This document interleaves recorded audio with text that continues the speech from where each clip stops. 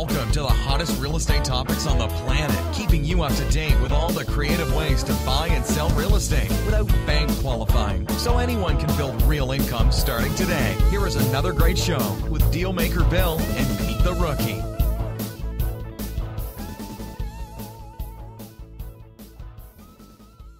All right, here we are at another episode of Flipping Houses for Rookies. Woohoo! Hey, Peter. Good morning, Bill. How are you? Naomi? I'm good.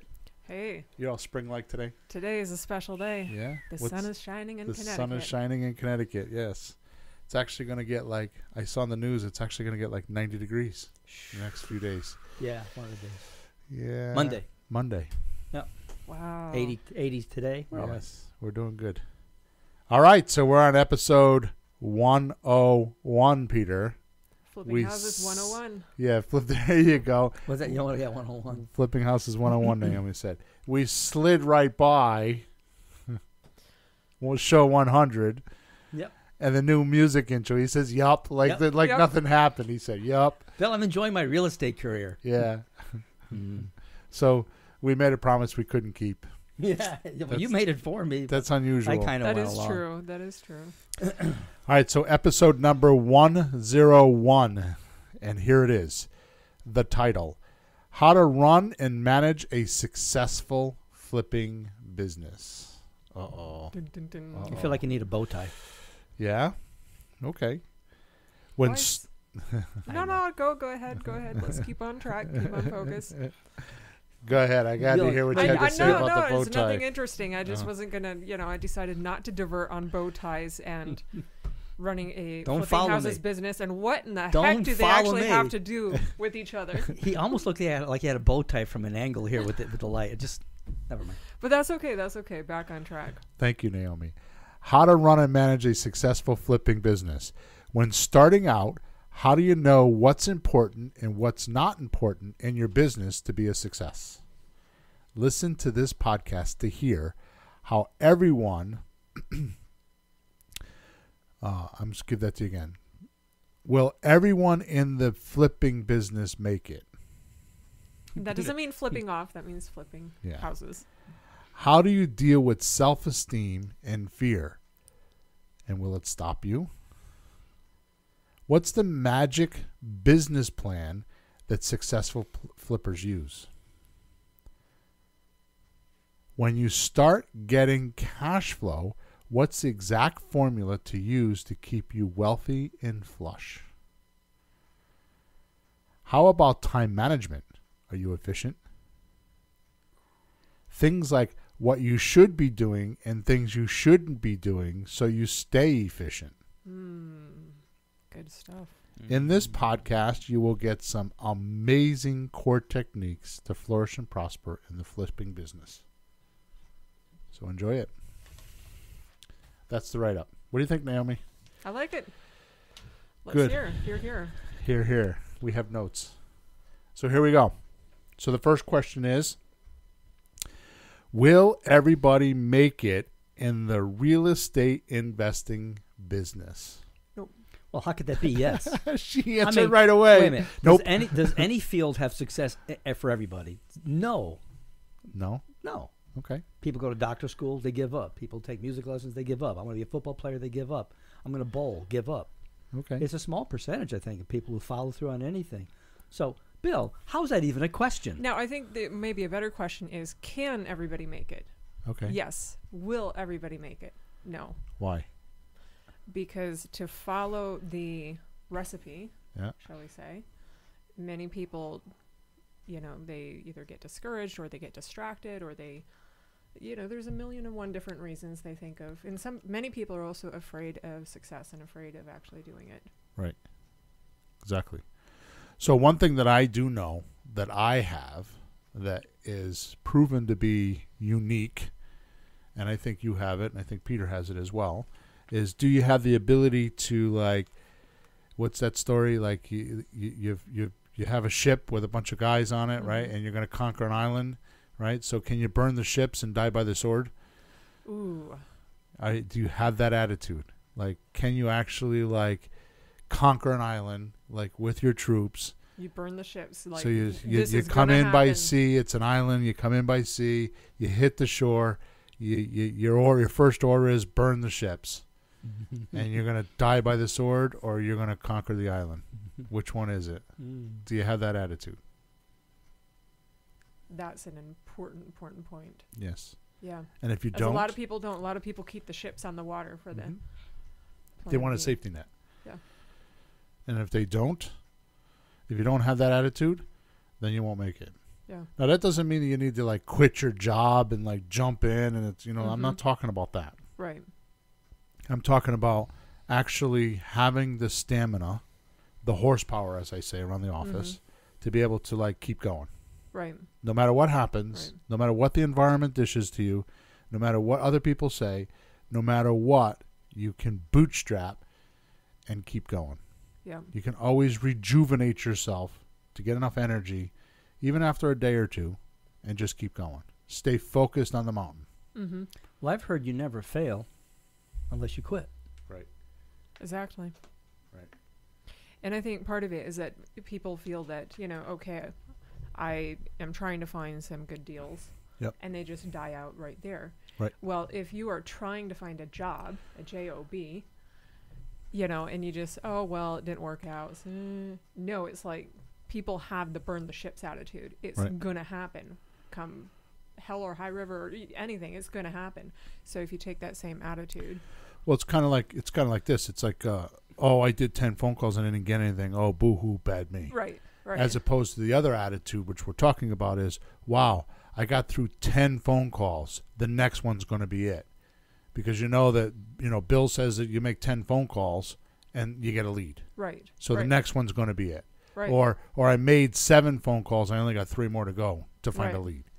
It's a total different viewpoint. Exactly. Shift in attitude. Or even just powering through until it happens. Right. Because it's going to happen. So that's important, and I can't teach that. That's something that has to come within.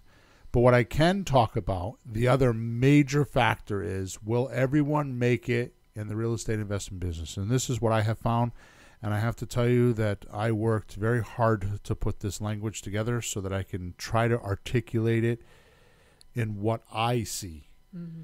And it's I think Peter has seen it before in other industries, but this is what I see just from my coaching mentor standpoint. So I have experience with showing people how to do things, not only in coaching and mentorship, but I've been self-employed for 35 plus years. Right. So I've had a lot of employees and had to train a lot of people.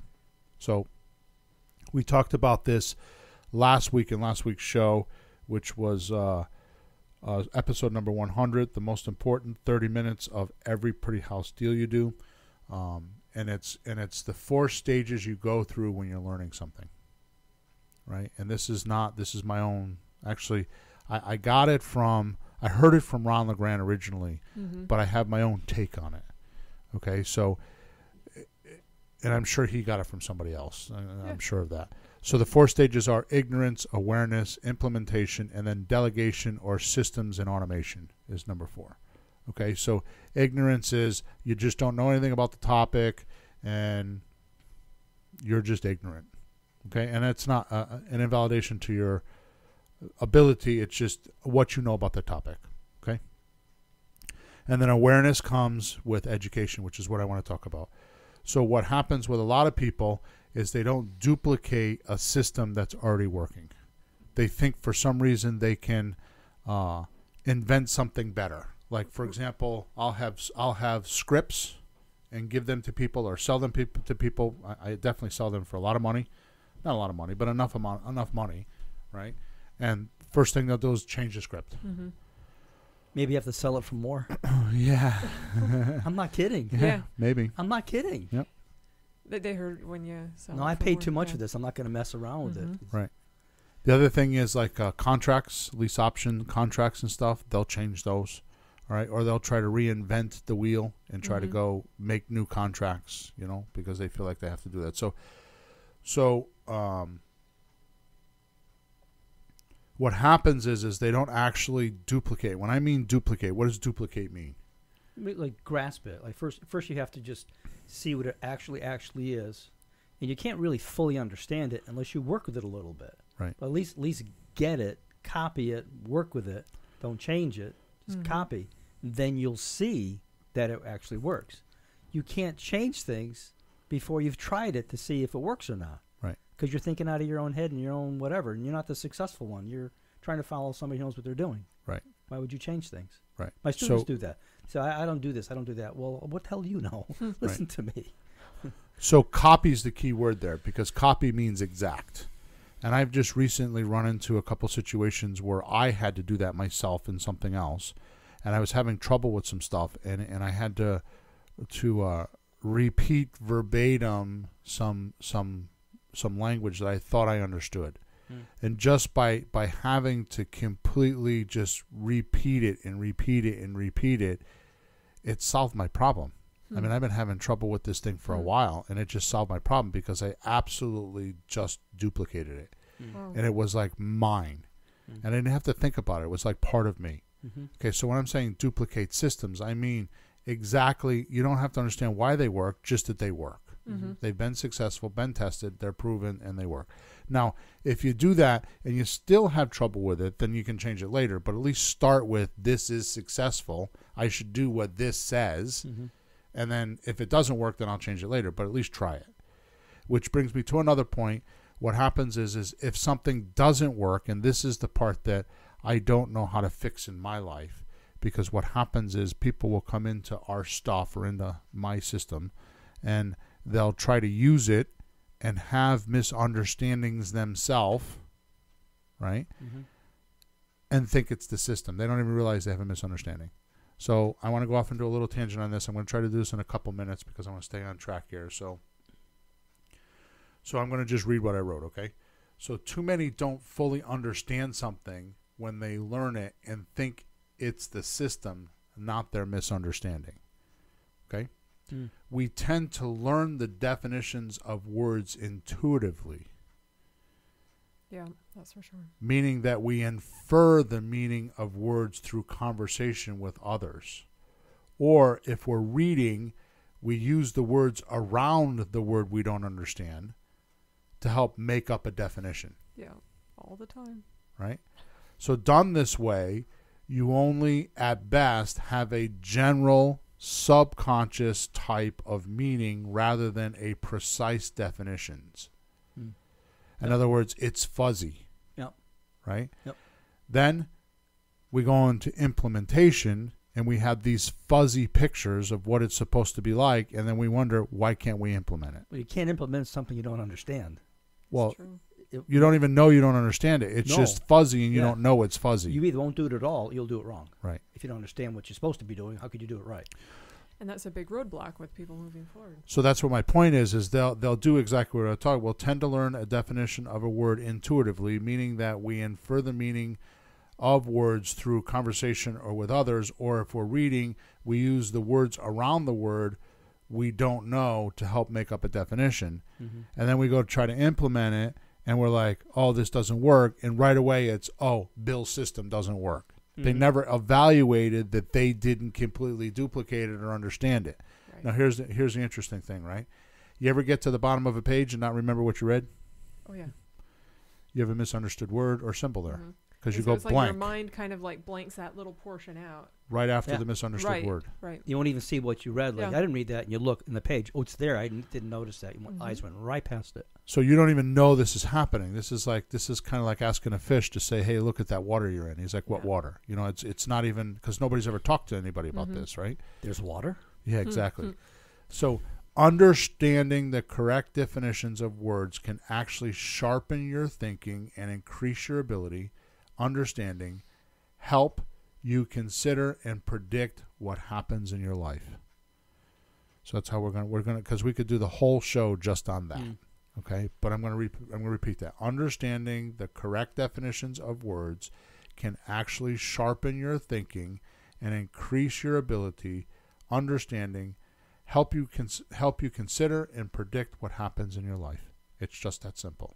It takes the fuzziness out. Yeah. There's part of what you're saying under how people understand words intuitively. I have a little different piece of that they understand it by examples then, right? So I see this all the time. you understand something in one context, somebody's showing you something, and you think this thing is this, when if you understood what it really is, it covers that. Yeah. Covers Right. much more territory. It's much more But you have a comprehensive. tiny example of what it is from one instance of, hey, see that, blah, blah, blah. But it doesn't cover the full scope of what it really could be if you figured out what it really was. Right. It's just a tiny example. And Yep. it limits you Yep. from what it really could be, really is, and how you could use it. So you don't notice it. I hear this a lot. I learn by watching, or I learn by doing it. Mm-hmm. That's how I learn best. That's the person that has a problem with words. When Yeah. you say that, that's a person that's not defining words. They don't understand words. They can't read something, duplicate it, and then apply it. Mm-hmm. They can't do that. That's the person that should be looking up words. That's the person that has the fuzzy ideas of what things mean. Yeah, because the doing comes after the understanding. So if they don't understand, they want you to show them. Right. And our school system doesn't teach us that. And again, we can go on a whole show on this. We're already over 2 minutes on this segment, and I haven't even finished yet. Right. So the important thing to understand is our school systems don't teach us that. What our school systems teach us is to memorize the words and then give it back to you on a test. Mhm. Now, a perfect example of that is if I wanted to be an auto mechanic and I went to auto mechanic school and I read the textbook on how a car puts together. Now, a car is man-made, so you can read how it's built because it's man-made. Mhm. It's Right. not some phenomenon, nature phenomenon or something like that. Mm-hmm. It's man-made.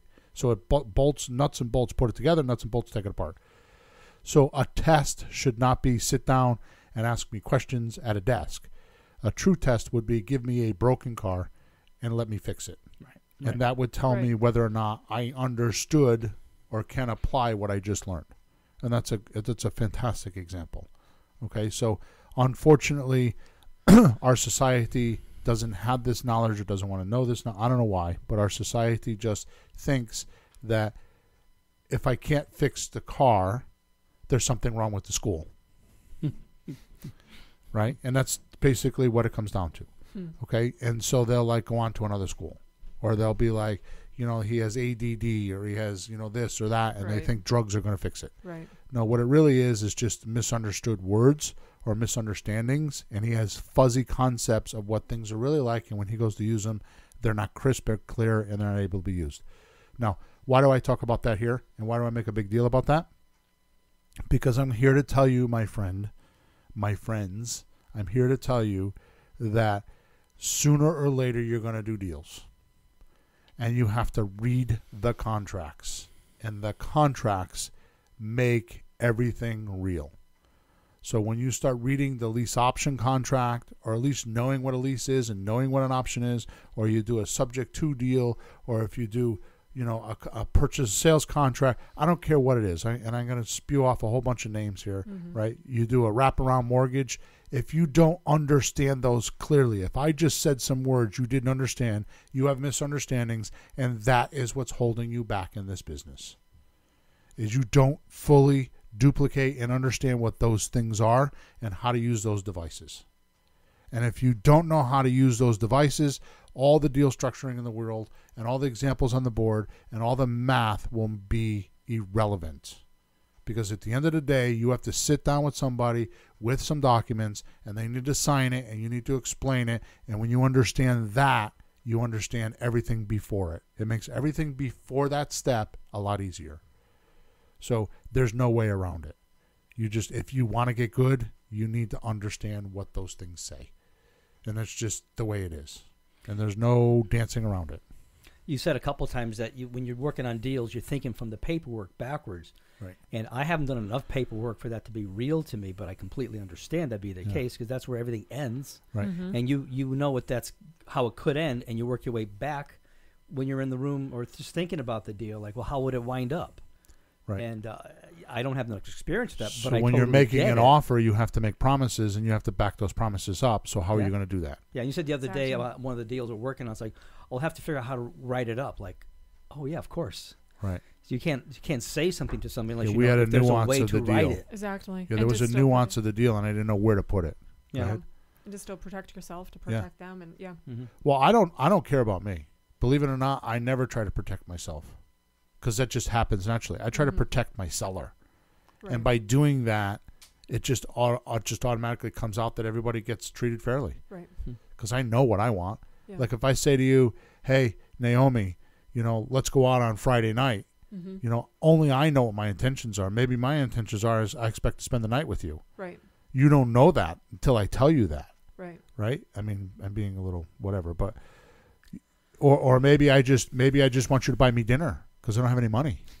You don't know that. You know what I mean?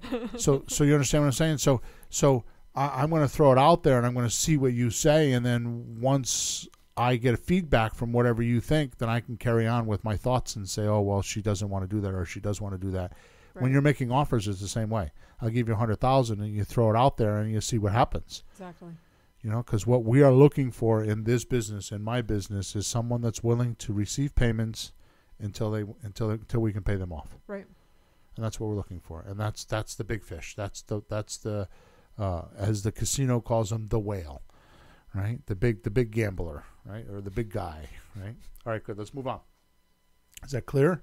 Clear. It's probably Crystal. No, but I have one tip from what you're saying. If you're having trouble following the system, like some part isn't working, go back to that information, reread it, because you'll never think that. Reread it. You'll with never think that. Go back to the information, read it, study it, look some words up, Yeah. go over it again, and figure out what you're not getting right. a good indicator is when you're reading and you start yawning and falling asleep, there's a misunderstood word there. Yeah. But they're going to get to the point of not noticing that. They're going to try to implement it. Why doesn't it work? Go back then to what Right. you're reading, because that's the Yeah. part that people don't realize. I know that from my position. As a teacher. Qualify your ability to duplicate the words, not the content. Yep. Always. And it should work better than if you get it straight. Duh. Okay, so self-esteem and fear. The only thing I can tell you about self-esteem and fear is the way to handle it, and this is the only thing I can say about this, is to have small wins. Have a little win, have a little win, have a little win, have a little win. Look at your life and constantly look at the successes, kind of be optimistic Mm-hmm. and be always looking for the little things that made you feel good. Mm-hmm. Instead of the things that didn't make you feel good. Mhm. Because what's the definition of success? And we've said this before, doing more of the right things and less of the wrong things. Right. So what you want to do is you want to constantly look for the right things, the wins, things that hey, I just got off the phone with a FSBO buyer. Try it again. I just got off the phone with a FSBO seller and I got through the entire form and understood it. It's like, woohoo. Yeah, step yay. one. Yeah, you know what I mean? I can do this. Exactly. So constantly look for those small wins and let them build. And sooner or later you will feel good about doing it, because at the end of the day, morale is everything. Mm-hmm. What's it saying? Morale is based on production. Yeah, production. Right. If you Okay. get some things accomplished. So, we call in the morning sometimes, like, how you doing? Like, okay. Why, we have so much crap to do some days. Like, Right. there's a list of 15 things you have. So you get one done. Yeah. Like, whew, I got one done. Yay. Exactly. You get two done. You screw one up, damn it. Right. And you get 3-to-1 ratio. Yay. Right. So And that's even if you say, I'm going to call 15 people a day. And even if all 15 of them said no, the fact is you called 15 Right. people. You did it, You got something right, yeah? So production is the basis of morale. Yep. Okay. So so there you go. We're gonna move on. So the last thing I was going to say is that the only way that you can actually get through this business is to have thick skin, not let your environment control you. like people telling you it can't be done. The best thing you could do is you can get a shut up check. That's your first check. Shut up, check. That's your first check where you can show it to your worst Adversary. adversary. Thank you, and tell them shut up. Yeah. All right, good. Or So take them out to dinner. Let's move on. We're not going to do this in an hour. Yeah, take them out for dinner. Okay, moving on. We Yeah. caught up there. Number 3. No, we're yeah. Well, if we The didn't have business Chatty plan. The business plan. So you ready? Yep. It's actually 6 steps. This is your business plan. You don't need software. You don't need to go do all this stuff. Just trust me, this is your business plan. Actually, the reason why I know that is because I do this every single deal. So if it works for every single deal, it's an entire business plan, because that's really all we need is deals. Okay? So you ready? Yep. Number 1, locate and communicate to prospects. The way we do that is we call the for sale by owner script. When we don't have enough leads by for sale by owners, which shouldn't be that way, we use yellow letters. Okay? If you want to know about any of that stuff, go to flippinghousesforrookies.com. I'm not going to cover any of that now, but it's locating and communicating to prospects. At the end of the day, I'm going to tell you, in fact, it's going to be a little bit further on here, one of the most important things you can do is make sure you're getting leads. You got to fill the funnel because you're going to have to put a lot of people into that funnel to get a few come out the other end. Okay? So your job is to constantly locate and communicate to prospects. So the 3 ways to do that, because I've only told you 2, is calling the for sale by owner with a script, and you can find that at flippinghousesforrookies.com/FSBO script. Or you can mail yellow letters, which you can find at flippinghousesforrookies.com. Also, you can use the MLS. A lot of people use Listing Book, which a realtor will have to set up for you. But you can get MLS listings sent to you in your email box if you're going to do that kind of business. I strongly advise against that because you will do that and do nothing else. But you can do that. Those are the 3 main ways. And you're talking to a guy that spent between $7,000 and $9,000 a month on advertising for 5, 6, 7 years. I've spent hundreds of thousands of dollars worth of marketing. I've tried all kinds of things. We can do a whole show just on that if you want. And what not to do. And what not to do, yeah. I'm telling you, these are the 3 main ways to find leads. You're going to call FSBOs, send yellow letters, and if you really, really want to buy junkers, use listingbook.com, and they come to your email address. Okay? And everybody else's email address. Yes. Yeah, A exactly. lot of other guys. Yeah. Yes. Number 2. So first one is locate and communicate to prospects. Number 2, pre-screen them and tell them what you do so there isn't any confusion while you're both there. Right. That's a big one. Yeah. You're Go not ahead. looking for a home for your family. Yeah. Right? So the way we handle that, okay, is we use the closing call scripts, right? Because if we're calling FSBOs, that's the first step is the opening call. This step is the closing call scripts. And if you're doing yellow letters, then you're going to use the prospect form, okay? Or you can use both. I've used both of them. So the prospect form is, the prospect suspect form is all the data on one form, okay? So you're going to pre-screen them through the closing call and through the prospect suspect form. You can find the prospect suspect form at flippinghousesforrookies.com/prospect suspect form. Okay? And you can download it there. The third thing you're going to do is you're going to want to discover what they want so you can construct and give the right offer. Notice I say the right offer. What's the right offer? The right offer would be the one that they're looking for that would help them with their problem, not what would fill your pocket or what you think you need. Right. Because it's their house for sale. Or I they're mean, it's- very interested in it, right? Right. I mean, it's got to be a win-win situation. Right. It's got to fill Well, your pocket if as well. you find out what they want and they say yes, you just won. Right. Exactly. Get Which- into Because their world. you're only as going to Bill make an says. offers that will work for you. Yep. Don't just never bend to what they want to do because they want it if it doesn't work for you. Right. Right. Let's start from their end. Find a piece that Exactly. fits, and if it fits, you got a little puzzle piece that's There you going. go. So say that again. What do you do? Sorry. Get right in offer, other people's. the other people's world, as you Yeah. say. Yeah, you That's your can't thing. lose if you're in the other person's world. Exactly. So that's what we're doing. Because like I was saying earlier, like if I want to ask you out on a date on Friday night, Right. what's my intention? Do I want to like stay there and sleep with you, or do I just want you to buy me dinner? Right. You know, they're total opposite ends of the spectrum, right? But the point is I know what I want. So when I say to you, hey, do you want to go out on Friday night? Right. That's the first step. So that's the locating, Think the taking prospect. the temperature. right? Type And of now thing. I'm pre-screening you, and I'm going to be like, well, what did you want to do? Right. You know, so it's like it's kind of this is It's any the same- business, it's by the the same way. thing. You know, any business is the first thing. Right. You know, are you open to this? Right. So And wait a then minute. it's yes. Wait, this is how to meet girls? Peter, you're Yeah, way are past you that. looking? Which, for- by the way, you notice I'm not doing too good at this because I haven't done this in a long time. Okay, but it makes sense. So, I so mean, the if you first wanna- thing, Bill, it probably we still can have a works. separate show on that, but I'd be leading the show. Yeah, you would be the speaker then, huh? You would That's be right. writing the shows and the titles. Absolutely. Okay, we could do that. So first one is Special edition. first one is locate and communicate to prospects. Any business is that way. If you don't have prospects, you don't have people buying stuff, you don't have a business. Okay? It just doesn't work that way. Or you do have a business, but you're going to feed it with money all the time and it's not going to work.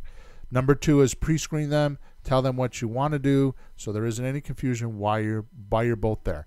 That last part you may take for granted, but they need to know why are you there? What is the intention? Because like Naomi has talked about before, you can spend 45 minutes on a prospect suspect call or a FSBO call and not even know whether they're going to be willing to take terms. Yep. Exactly. You know, and Which she's is- done that. That's why we know that. I've felt the pain. Yeah. 45 minutes, they still think I'm a soccer mom looking Yeah. for my family, Right. my non-existent family. Number 3, discover what they want so you can construct and give them the right offer. Now, it's the right offer. So how do we do that? We use the cost to sell worksheet to find out what the equity is, because at the end of the day, the only thing that matters to them is their profit in the deal, which is the same word for equity. Right? So they're going to have to pay their mortgage. They're going to have to pay their taxes. They're going to have to pay the attorney. They're going to have to pay the closing costs. They're going to have to pay all these things. At the end of the day, how much of a check are they going to get in their pocket? And that's what you're going to negotiate. That's way more important than the asking price. Right. Exactly. That doesn't tell you what you're going to get. What do you care what Right. the asking price is? Actually, I think a lot of people do care what the asking price is, and they don't pay attention Right. to the check. That's why we have to Yeah, do the yeah. cost to sell. That's Right. not what With they're them. getting. They're not getting the asking price at the end of the day. Right. Right. Well, they don't know what the equity is, so they ask for a higher asking price. Mm-hmm. So they cushion it or buffer it by $10 or $20 or $50,000. Or You know, 100. yeah, they put big numbers in there because they don't know. So by educating, and this goes back to the first thing about defining words and understanding, because if you understand the process of what happens when you're doing a deal, you can then break it down like what we have done here, and we can break the sale down and say, okay, this is your net check. It's going to be $28,000. Mm-hmm. And then I always say, but I'm an investor. What do you want to do now? Right? It's huge. Okay? Now, Write that down. yeah, that's Back the script. track up. That's a script. That's a few $1,000 line right there, folks. Back it up. A few thousand, tens of thousands. Yeah. All right, let's back it up here. So we're going to locate and communicate to a prospect. We're going to pre-screen them. We're going to locate them by using the FSBO script or yellow letter. We're going to pre-screen them by using the closing call or the prospect suspect form. Then we're going to discover what they need and want so they can give the right offer. We're going to use the cost to sell worksheet to do that. Then we're going to produce what is needed and wanted so they do business with you. And a lot of people have trouble with that because they're like, what happens if they're asking too much money? We don't care, because here's the magic. And I hope you guys really understand this, because this is the magic. Use one of the 7 offers to pay them their equity and give them what they want, no matter what it is. If they're asking too much money, then you do a slot deal. Exactly. If it's or an owner finance deal. If it's Yeah. free and clear, you can overpay them, and so who cares Yeah. how much they want? No, with Exactly. terms, you have time to catch up. That's Right. the point. I People don't mean, understand that. A cash deal is one thing. A terms deal, there's so much time involved. There's things moving So let's around. clarify that, because you've said that numerous times. I want to clarify that statement. Yeah. So what terms does is it allows the liability to be reduced and the equity to catch up. Yep. That's what you're saying. Yeah. It's You very say it better than me, but you have time for that so to the happen. time allows it to happen. So if you're overpaying for a house, then just get more terms. So like, Right. suppose you're paying $150,000 at 5 years and $175,000 at 10 years. You've got an extra 5 years to pay principal only payments or rent reduction, so that you can get the liability reduced. it's still less expensive than getting a mortgage and going through all of that. Right. I think. Right. know. Exactly. Okay. So the reason why we do all of the shows, we've done 100 shows, today's 101, but 100 shows is to talk about this, because at the end of the day, what we're doing is number one, I'm going to do it again. Number one, we're communicating prospects. So we're calling FSBOs or sending out yellow letters. We're asking them, and number two, pre-qualifying, would you be willing to take payments until I could pay you off? Or if I can't do that, would you be willing to take a severe discount so that everybody's happy? Those are the two things you're looking for, right? Number three, you're going to say, okay, we produce, number three, we're going to do the cost to sell worksheet so we can figure out what is really your equity. So you're not bullshitting me, okay? And then number four, which is produce what's needed and wanted in the business, is that's where the 7 offers came from, is from this business formula. It's like, okay, so how do I so the guy says to me, I want $200,000 for a $180,000 house. How do I make that offer? And that's how it came about. That's how the 7 offers came up. Exactly. Or do a slot deal. Exactly. Yeah, a slot deal. Right? Or I mean, it depends on how much over the equity is with a slot deal. You know, Right. it can't be too much. You know, but at least you can make the offer and say, well, if you were willing to, at least you can make an offer Right. instead of saying, I can't make any money. Instead of Exactly. being in a house. How many times do you think that happened to me? Sitting in the house and all of a sudden it's like somebody stripped you naked. Like, oh my God, what just happened? Mm-hmm. And you're embarrassed. And you're like, you don't know what to say. Yeah. Because they just hit you with a number and you just freeze. Yeah. I've done that way too many times. That's why this system works the way it is, because I'm in the living rooms or at the kitchen tables and I had to figure it out. Yeah. I just had to figure it out, and that's where the 7 offers came from. Okay? Good? Good. Once we figure out how to do that, we actually buy the house and do the paperwork, which is part of that. Produce what is needed and wanted so they do business with you. That includes doing the paperwork, having the right documents, everything we're talking about. So one of the 7 deals means you make the offer, they accept it, you do the documents. And if people are wanting to know what those 7 deals are, I believe, was it show 98? I think. Yeah, we did. That's right. Them That's right. extensively. Naomi, very well done. So Show number 98. You like that show. Yes, 7 Yes, I like ways that to show. buy houses that realtors hate and sellers love. Or you can go to flippinghouses4rookies.com. Within a week or so, we're going to actually have it as a download, as a free download. wow, Okay. nice. Once we buy the house, what do we do now? Sell it quickly. Real Okay. quick. Now, here's the thing that I want to make a point here, and then we're going to move on to the next point, because we're only on number 2 and we're 35 minutes in. Sell it quickly.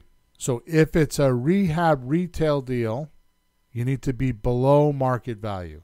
So I call it's a marketing term. I call it a USP, P, not B. P. P's and PP, Peter. like PP. Peter and St. Paul. So it's unique selling proposition. So P is for proposition. Yeah. So what's the unique selling proposition? What that does in marketing is it gets somebody's attention. Mm-hmm. So it's like there's 10 chiropractors that market chiropractor, but there's one that's at the high school football game every week handling injuries, Yeah. and he's at the train station helping people that were sitting for 3 hours not have creaks and aches. That's a unique selling proposition. Yeah. The guy's out in the community helping people. Mm-hmm. Okay, just for an example. Mm-hmm. So we need to figure out in a house, and you and I have gone through this many times, Naomi. It's like, especially when you do options, you need to know what's the unique selling proposition. So a realtor could take this property and sell for $200,000, or you can have an option and buy it for $190 or $185 or whatever the number is, and then sell it for $200. Well, what makes you stand out from the rest? From the realtor. Why Right. wouldn't they just go with the realtor? Right. So what about this house can you do other than your marketing is going to be better, because I'm going to show you how to do the marketing, but it's what makes it stand out. So the thing to do is, if you're going to do rehab and retail, it's good to be below the market value. Like, for example, Peter and I were talking about this yesterday. My Plainville house, I just put it on the market on Monday, and I haven't accepted it, but I already have a contract. Beautiful. Why? Because I went 10,000 or 20,000 below its comp, but I had plenty of room in the deal. Mm-hmm. Okay, so a comp for 320, and I came out at 299. That's why, because it was just below, not a lot, just below the market value. Now, if you're doing a terms deal, you're above the market value, and the reason why is because unique selling proposition is no bank qualifying or owner financing. And that's your unique selling proposition. You're going to go with the 81% that's not financeable in the country right now. Okay? Right. So does that make sense? Yep. So when you're selling quickly, those are the two ways you're going to sell quickly, because the only reason you're not selling a house is it's either dysfunctional or it's too much money. That's why you're not selling a house. That's why I keep asking you about Bunch Street, because I'm concerned about that. Mm-hmm. Right? So I'm going to rattle through these and then we're going to move on. The business plan. And this is the entire business plan. You don't need to do more than this. You don't need to do less than this. You don't need to listen to anybody else. I'm telling you, this is the business plan. Locate and communicate to prospects, number 1. Number 2, pre-screen them and tell them what you do so there isn't any confusion why you're both there. Number 3, discover what they want so you can construct and give the right offer. Number 4, produce what is needed and wanted so they do business with you.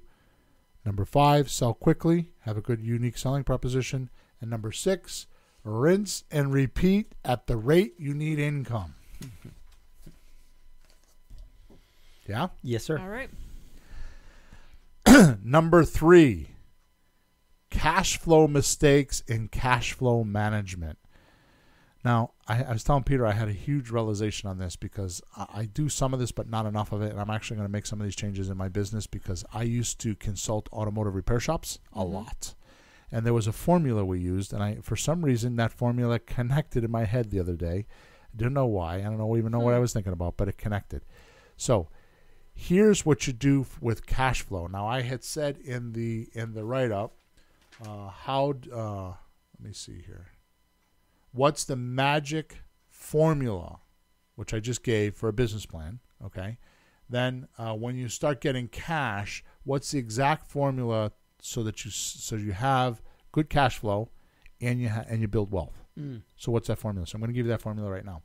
So when you do a deal, okay, there's a profit. It's called the gross profit. Mm-hmm. Right? That means that suppose we were to do a deal and we had all of our expenses and all of our closing costs, and we had a check come to the closing table.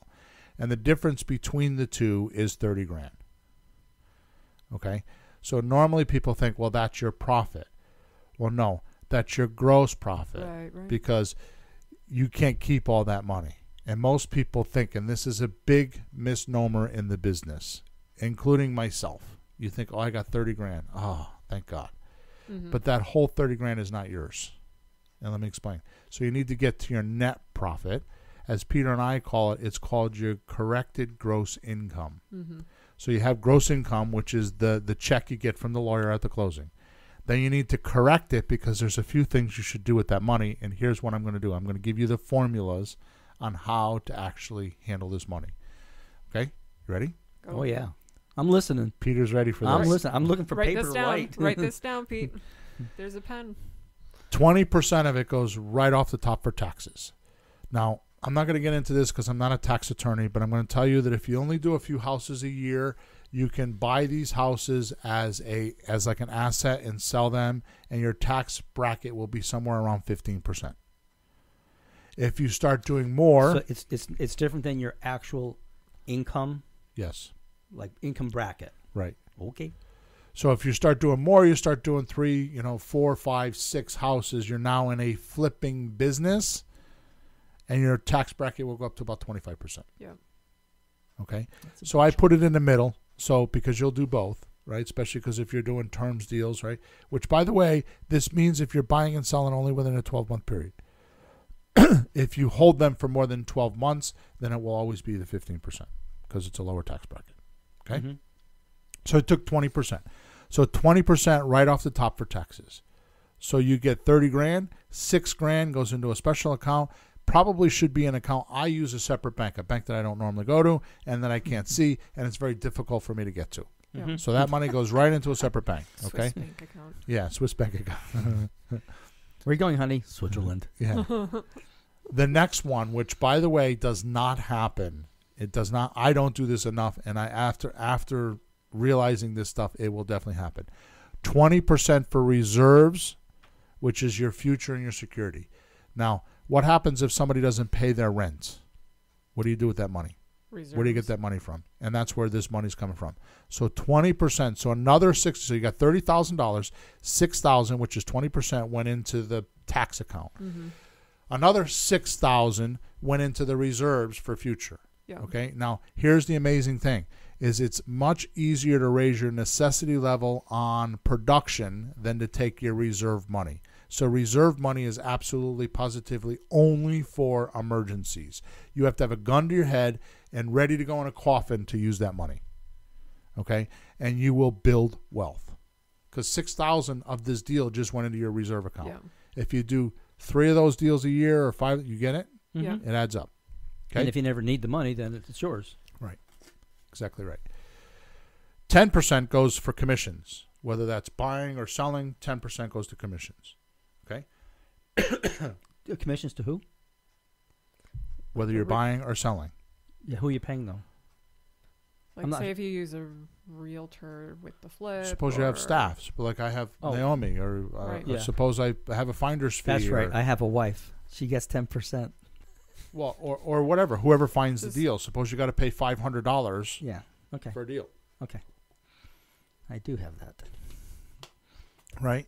So 10% is for either buying or selling, but it's part. So on a $30,000 deal for buying and selling, it could be up to it. You don't have to use all this money. It's just up to. If you're that person, you get to keep that money. There you go. Okay. How am I doing? You're doing I'm good. still Let's listening. keep rocking and rolling. 10% for overhead, which is not a lot of money because this business doesn't need a lot of money. Mm-hmm. Now, 10% for overhead is like maybe you're paying opening callers or a VA. Okay. Mhm. Maybe you shouldn't need an office space. You should be working out of your house, but some people have office spaces. Okay. So 10% is for overhead. So $3,000 of this $30,000 deal is going to go to overhead, Mm-hmm. which, by the way, if you don't have that overhead at the end of the year, whose money is that? Oh, yeah, it's yours. All right. It's better to have more at the end than Notice what's no, yeah, exactly. Exactly right. Notice what the last one is. 40% to the owner, Hip National Bank. 40% to the owner. So that means on a $30,000 deal, you get to keep $12,000. You do whatever you want with it. But here's the point. Your taxes are covered, your reserves covered, your commissions are covered, your overhead is covered, everything's covered. You allocate the money, and you should have separate accounts for all of these. Mm-hmm. And you just put the money in those accounts and leave it, and you get $12,000 on a $30,000 deal, which is not hard to do, especially if you're doing my course on how to buy real estate without a loan, Mm-hmm. which is at flippinghousesforrookies.com. There's no reason in the world you can't buy a $300,000 house and get 10% down and make $30,000. There's just none. If there is, go back to the first step where we talked about duplication and you understanding, because that's it. Or you're just being too cheap and don't want to pay me the money for my course. In that case, I can't help you. But it's there. It's already done for you. There's a system. It's already in place. Just use it, and you'll make $30,000. Okay? How did I do? Cash flow and cash flow management. Well, that was very specific. You've never done that before. Time management. You ready? Yep. Drum roll, please. Did you have anything you want to say about cash flow? I didn't No, look let's at you. Okay, keep good. rolling. We just want some. Time management. What's the most important thing to learn about time? gotta manage it. Yeah. Which can be real difficult because if you want to block something off, like I'm gonna do this, and then you Right. have 15 calls buzzing in. Right. To like just kind of like put it aside. So I'm going to Right. teach you exactly what you said in better language. And not that your language is bad. I Not to don't mean, one up me, but No. There's an actual saying that what you're saying, I think it will be. Well, anyways, do All what right. you're doing while you're doing it. Yes. That's what I think what you just said. Yeah, absolutely. Because when you focus on one thing, it's been proven with extensive studies that you will get it done faster, more efficiently, and the quality of the work will be better. Because every time that you divert to answer that phone call or answer that text, your mind has to pull out of the train of thought, which that takes time to pull out, pull into a different train of thought, and then to pull back in. Right. So a 5-minute phone call in reality can cost you, 20 minutes. Just Or pulling cost out. you a deal. I could tell you that I've done that. My wife will come down to my office, and when I have my door shut, I don't want anybody in there. Yeah. especially with copywriting, because I'll be in the middle of a thought and I'll have this flow going, Right, and then which knock, is knock, huge. knock, and it's like She don't knock, she just comes right in, and then I don't messes get that flow everything back. up. And then when they walk out, and it could be like as simple as like, "Hey, did you want dinner?" Right. You know, it could be that simple. But as soon as they like interrupt it, it's like to get back into it. Yeah. Right. So here's another cool fact. If I were to have a piece of paper on my desk and I pick that piece of paper up and I look at that piece of paper, Yeah. if I put it back down on the desk, what did I just do? You just wasted a lot of time. You're going to have to pick it up again and look at it again and start all over again. Just doubled my workload. Yep. Because I didn't do it. So if I pick the piece of paper up and I actually do what I need to do while I have that piece of paper in my hand, like whatever, say it's file it, I go file it and it's done. Well, I'll do it later. Yeah. If you put it back down on your desk, you just doubled your workload. Major. I mean, that's a whole show by itself. We can give thousands of examples like that. Okay. But it's do what you're doing while you're doing it. Okay. So what you need to do is you need to make appointments with yourself to do these things. Monday morning, 9 to 10, I answer my emails, which is the worst thing in the world to do on a Monday morning. But go to the bank, see my sister, have sex with my wife, go to the grocery store, do my laundry. I'm telling you, it sounds very regimented, but I promise you if you do this, your life will be full of potential. So you need to make appointments with yourself. When you go to the grocery store, when you're with your kids, you ask Emma. You ask Emma about, we're talking about Father's Day. I work all day on Sunday. And we're trying to get together for Father's Day, right? Because they want to, it's Well, like, it's Father's Day. yeah. They want to block off some time. But I won't, it's not, I didn't plan on it. I wasn't thinking with it. So we're trying to do something for Saturday now. But my kids know politely that these are like my time block, and if you want to change my time block, you're not doing it the week of. Right. You need to get weeks before. I will change it, but not the week of. Not usually. Okay? So the next thing I want to say about time blocking is, so first thing is making appointments with yourself. Number 2, take an inventory of what you do now. Take a piece of paper, draw the days on a piece of paper or a calendar, and put on there what you do now. The things that you do now. Like I just said, the grocery store, having lunch, and it's just to prove a point. It's not to be a pervert, but to have sex with your partner. I mean, if there's a time, a date night, seeing your mom, working out at the gym, running in the morning, whatever. There's things that you do that you like to do, don't like to do, whatever, but you do them every week. Okay? Include all that because it's all time. It's funny. People will block those things, but not block some of the things we're talking about that would change your life. So it's not built in. Let me make an exact point on that, Peter. Okay? So we can't do this with Naomi, but we could do it with you. Yeah. So watch this. This is a perfect example of time blocking. This is why I know it works. Peter, what are you doing December 25th? Oh, Christmas morning, eve before, hopefully my family. We'll just see who's available Christmas. Okay, it's June. Yep. But you know that. Yep, on the she calendar. Does it. She's Jewish and she has holidays. I don't know what they are, so I can't do it with you. But I know because she'll tell me a month and okay, I got this holiday. That's time blocking. Time blocking. Yep. Right? Mm-hmm. Okay, good. I think the adventure there is that the environment will guide you to that. The environment does not guide you to what we're talking about, putting time aside to make the phone calls and all. And we really have to work. We work on that. So you have a choice to make. Yeah. And this is a serious conversation. When I mean you, I mean the listeners need to make. Yeah, me this too. This is a though. conversation. It's all of us. Conversation you have to have with yourself. You have to make this decision, and if you don't make this decision, everything we're talking about in this show will not work. Here's the decision. Do I want to live life, or do I want life to live me? Which way do I want it? Do I want to be cause, or do I want to be effect? And you have to decide that. Now, some things, it's good to be effect. Like, I go to my kid's house, like last night, at 8:30 last night, 8:38, I finished working. I called Jesse, say, hey, Is my grandson awake? Can I come over? Is Josh okay with that? Right? And I popped it because it was my free time. So I jumped in the car, had a cigar, right? Stinking like a cigar, playing with my grandkid. You're breaking the kid into the cigar smoke? Oh, man. His father's got him sitting there watching a baseball game. Of course I'm doing that. Attaboy. Attaboy. By 3 years old, he'll have. Yeah. The point, and lately I haven't been smoking a lot. I've actually cut way back. Okay, but my point is that it was my free time. Yep. Okay. All right. So let's keep moving. So make an appointment with yourself. Take inventory of what you do now. Then make a list of what you want to do. So you got two lists. One of what you do now, and the other one is what do I want to do? Like I want to exercise. You have to have that balance. That's right. Hey, Bill, which list is easier? Yeah, the first one is easier. Yeah. What you want So, to do. so the other one is, I want to exercise, or I want to go to Tahiti, or I want to do the flipping business, or I want to spend more time with my kids, whatever it is, right?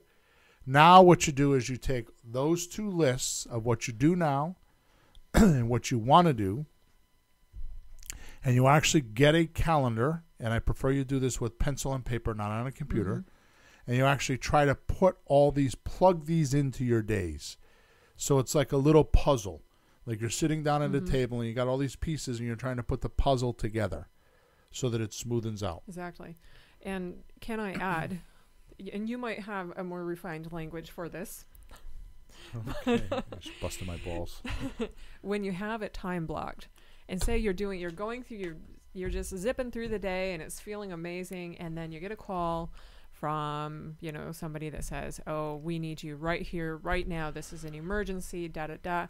And you're like, man, I had this night, everything was just perfect, and I have this time blocked, and it's not for this emergency. It's going to throw me way off. What do you do? So you go, you take care of the emergency, unless, either of you think otherwise. But don't let that discourage you. Get back on track. Right. Life is going to happen. And if life happens, just get right back on track. Same as if, say you eat breakfast and you eat lunch and you eat dinner. Sometimes an emergency will happen that gets you off of track from when you're eating. But does that mean you just kind of, oh, I'm done with this. Eating doesn't work. Right. No, you get back on track. Right. Same thing. So to your point, what I do is I actually time block like I'll time block like 11 to 3. Mm-hmm. And there'll be nothing there. Yeah, bumper time. Exactly. So what it is what I do is a to-do list. Mm-hmm. So I'll sit down and then pick items on my to-do list. So suppose you're driving down the road and you see a billboard and you get this really great idea. Yeah. It's like, oh, I want to do this on my marketing. Mm-hmm. So what I do is I carry a little notebook in my pocket. Yeah. Right. And I write in my notebook the idea. Okay, so it gets out of my mind, because if I have to remember it, it clutters my mind. It clutters, yes. So what I do is I write it down. So now when I have my marketing time blocked, I go back to my notebook and say, oh, I wanted to do this thing. Mm-hmm. And it frees your mind up to think about what you have to think about while you're doing it, because you're not trying to retain that memory of, oh, I want to do this marketing idea, or I want to do this, or I want to do that. It frees up the way you think. Exactly. Make sense? So I'm not strict with my schedule, like what every single minute I'm going to do something, but I will put Wednesday night at 6 o'clock, I'm going to stop working. I'm going to do something with my wife. Exactly. Or Saturday morning, I'm just going to take the time off and just do whatever I want. You gotta have playtime. Yeah. You gotta have things you like to do. I mean, you should work hard to earn your free time. But when you get your free time, it should be your free time. Right. Is that like work hard, play hard? Yeah, exactly. Exactly. I mean, you have to have a balance. It can't be all work. You're going to burn out. Right. And what are you working for? And the other thing, too, is it throws off your mindset. It almost gives you like this slave mentality. And you're not here to do, be a slave. Right. I hit that a couple weeks ago, said that's it. And I just made sure I put some time in for things I really want to do, because I'm doing all this to do things I really want to do. Right. So I just stole some time and I did some stuff. I bought a couple things. I felt much better. Yeah, you need time to remember Then I went back to, then I was like, I got to get back to work. You got to have. It made me feel the better. The formula is be, do, have. Right. Yep. Be, do. Be is who are you? What are you being? I'm being a professional real estate agent. What do I do? Make offers. What do I have? The cash to go do what I want to do with whenever I want. Or in my particular case, it's not even always about cash. It's my time. because I volunteer 20 hours a week at a church, which I like to do. Sometimes I don't. Like weeks like this week, I hate it because I got to do things I don't want to do. But that's part of why I'm there, because the best part about my life is I'm the boss. The worst part about my life is I'm the boss. Nobody tells me what to do, so it's like, yeah. All right. The buck stops. Yes. All right. Next point. We good on time management? We're good. We covered it? Enough? Yeah, but I think we're over time. Enough. I think we're over. We're close. We're close. Tune in next week. We should have cliffhangers like tune in next week for the rest I of do that with emails. I'm not doing that here. Okay. All right, so the last one is what you should be doing and what you shouldn't be doing. So we'll cover the should do first. Yeah? Let's go. And everything that's not on that list. So one of the things that I know you have to do, and I know this because I've been in this business for 15 years and I have not mastered it. So if I have not mastered it, I'm assuming a lot of others haven't. Not that people haven't. I'm sure there are people that have. There are a lot of people that have. But I just think that if I'm in this boat, a lot of other people are going to be in this boat. So let's talk about it. You have to cope and organize. What we were talking about before, like your emergency is cope. Mm-hmm. Right? Now, your life is full of that because you're a property manager. Right. Right? So your life, that's your job, is to cope. Right. That's what the owner is paying you for, is to cope. That's the So business. you're not going to have an organized life. Just not going to happen. That's just a business, right?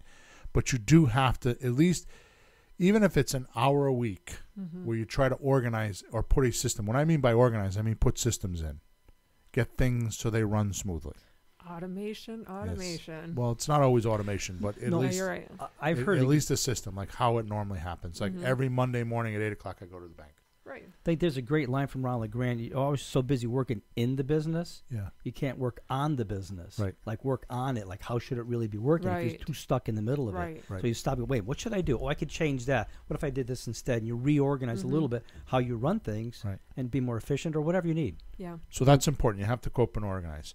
So here are some specific things that you need to do. You need to crank up the buying machine. And here's the interesting thing is you just said something a minute ago that it took me a long time to learn. I'm telling you, it took me and I still have to relearn this lesson all the time. There is no such thing as an automaticity. You cannot put something on automatic and expect it to run alone. You have to pay attention to Yeah, it. because even the automation, you have to pay attention and Right. make sure it's still running on Now, track. automatic will allow you to have more time for yourself, but you still have to pay attention to it. Yeah. Okay, like for example, you buy a rental property and somebody pays you every single month. Yeah, it might be good for 6, 8, 10 months, and then all of a sudden a snowstorm will come and you got to plow the driveway, or something happens with a water heater, you got to fix it, or the late show. The rent shows up late. In the meantime, you still got to receive the check, and you still have to, you know what I mean? You still have to pay your bills. You still have to do something. Yeah. So nothing ever goes on automatic where you can set it and forget it. Okay. However, you can set and forget things like subject to houses. I say we can set them and forget them. What that means is I don't have to go out and get that new income every month. It's there. Once I set it, I can forget it in a manner that I don't have to go out and find a new house. I don't have to get a new buyer. I don't have to get the whole deal. It's like there. I can do minimal amount of work to make sure that it's going to happen. Okay, so when I say crank up the buying machine, you not only got to crank up the buying machine, which is what we're going through right now. That's what I'm going through right now, because it's not as easy as it sounds. But you're going to set up the crank up the buying machine. You got to get leads in. That's the whole business. If you're not getting leads in and you're not evaluating deals, then you're not in business. You're not in the flipping house business. Okay? So not only do you got to crank up the buying machine, but you got to constantly monitor it to make sure that you are getting enough leads. Okay? Which, by the way, I'm a firm believer of statistics. I didn't put that in here because I thought that would take too long to explain. But a statistic measures what happened last week to this week, or what happened last month to this month. Okay? So a statistic measures what actually happened. Okay? So the bottom line is this. You don't manage what you don't measure. So if you're not measuring it, you won't manage it. It's just that simple. All right? So that's a whole tangent on cranking up the buying machine. All right? So you want to make sure that you're locating prospects with FSBOs, or you're getting out your yellow letters, And all that stuff can be outsourced. Okay? All that stuff can be outsourced. The next thing is that, and I said this already, you need to make sure the funnel is always filled. You always have deals working, because if you don't, you get a scarcity mentality and you start warping your way of thinking to make deals you shouldn't be making. Okay? You're like twisting the deal to make it fit into the can. And those deals suck. They come back and haunt you. It's unbelievable. Been there, done that. It's horrible. Yeah. All right, next. The most important thing I think you should be doing, you personally, and if you're going to work, this is the work you should be doing, and you should not automate this if possible, but you can. And that's doing the closing calls and making offers. Okay? Now, you can automate that, but I have had trouble with that. Even now, I have trouble with that. Okay? But making offers, that's the most prestigious job in the entire business, is making offers and saying, yes, I want this house or that house. Offers could be automated? They can be. Make an offer? Well, yeah. Haven't heard that much. It's called an acquisition manager, but they have to be trained. Really trained. Mm-hmm. So if you don't have a system in, which is what we're going through, Naomi and I are going through, if you don't have a system that's in, and all the other things we're talking about, like, the duplication and all that kind of stuff, then it's just hard. It can be done, but it just takes work. It takes years to build it. Okay. All right. So you need to be making offers. If you had all the other stuff in and you had 3 offers a week and it took you less than an hour to make those offers, it could be done. It's the most powerful and leveraged point of your business. Sure. Okay. Of course. So, so that's good. So these are things you should be doing. So automation can be done with FSBO calls, mailing yellow letters, the MLS offers, your selling system. We haven't even talked about that. The whole selling system we use is completely automated. It doesn't need a lot. It does need some, but not a lot. Okay. If you do it correctly, you can actually have VAs do your contracts. They can do all your ads, for Craigslist ads. When you're selling a house, they can take all the leads in. A good VA can do a lot of your selling machine. Okay. Or a sales manager, either one. Right. Yep. Which, as far as I'm concerned, if you're going to expand, there would be 3 points of expansion. You would obviously have you as the owner and does all the legal stuff. And then you would have an acquisition manager and you would have a sales manager. And if you get really really big, you would have a project manager. So there should be no more than 3 or 4 people in a pretty, that business got to be doing $1 million a year. But you could usually start like with us, the acquisition manager can do the buying and the selling, and you. It could be 2 people, and that would be enough. Right? And the rest of it can be outsourced. And that's the point that I'm trying to make. All right? Got it? Yes, sir. Things you shouldn't do. Should I get a pencil? Do we have another hour? Pretty much. Tune in next week's show. So, you don't have to recreate my system in the forms. You don't need to do that. Or anybody. I don't care where you go. Anybody's system. You don't have to recreate it because it's been proven. Okay? You don't need to go get a corporation or an LLC. Now, you will eventually get that, but buy a house first. Get the house, get the deal first, and do all that stuff later. You don't need to go do that first. Okay? You don't need to visit Staples or Office Depot and buy a whole bunch of supplies and staples and paperwork and folders. You don't need to do any of that stuff, okay? You don't need to get an office and buy a bunch of furniture, okay? I did my business probably the first 5 years off my kitchen table. I had a fax machine back then and a kitchen table, and that was it, okay? I had a 30-day file, 31-day file that I used to carry around with me. And I had my prospect suspect forms, and I would put them in the days. So, like, if it was the 10th and I was talking to somebody and they're like, oh, call me back in a week, I would put it on the 7th, put it in the 17th. And then when I got to the 17th, I would open up the folder, and anything that I needed to follow up on or do was in that 17th folder. Okay, so it's called a 31-day file. You can find them online. That's all I had. I didn't have an office. I didn't have furniture. I had a car with a magnet on the side that said, "We buy houses." And that was it.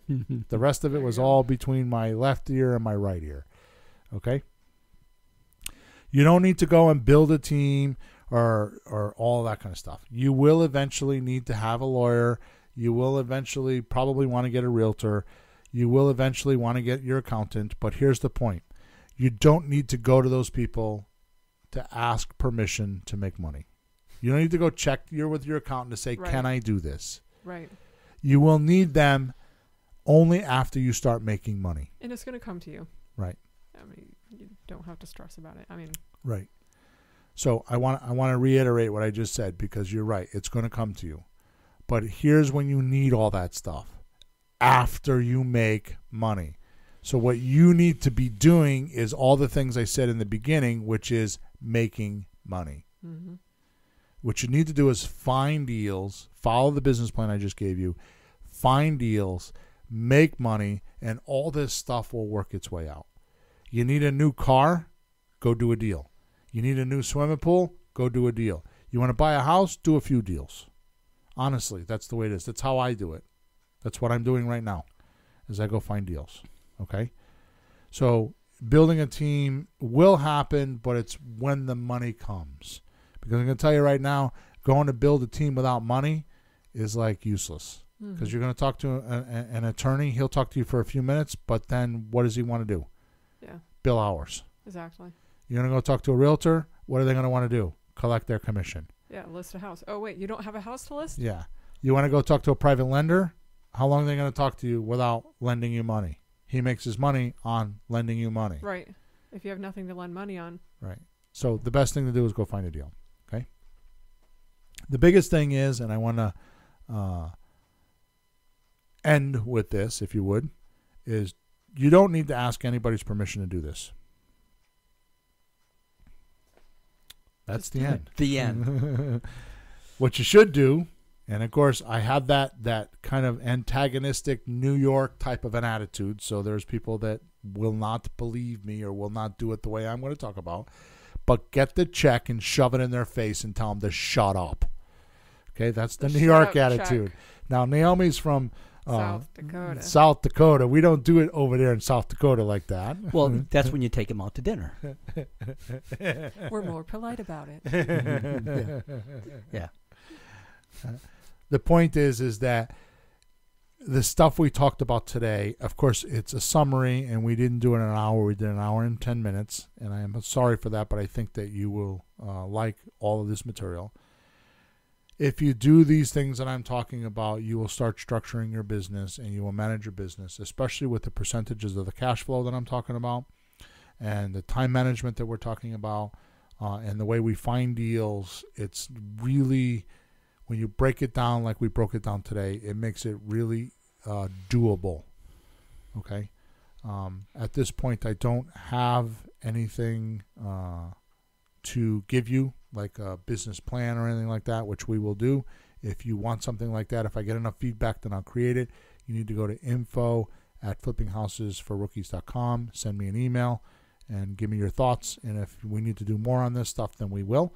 I will be doing a meetup on this, a live meetup on this, on the 20th of June, 2018, and we will expand upon it a little bit. So if you're local in Connecticut or local enough where you want to come to that meeting, then that would be great.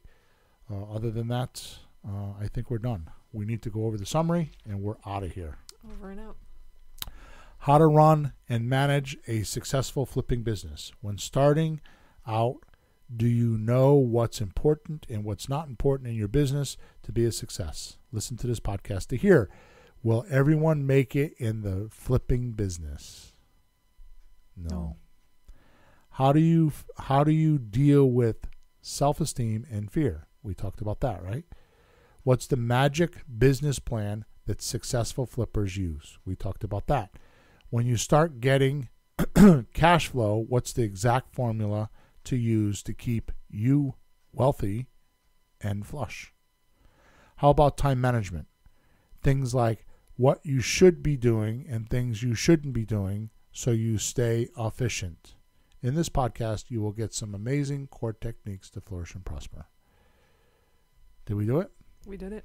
Peter? You did it. Good job. I liked a lot of that. That was helpful for me. Yeah. Some new things that we never talked about, so I liked it. Nice. All right. Over and out.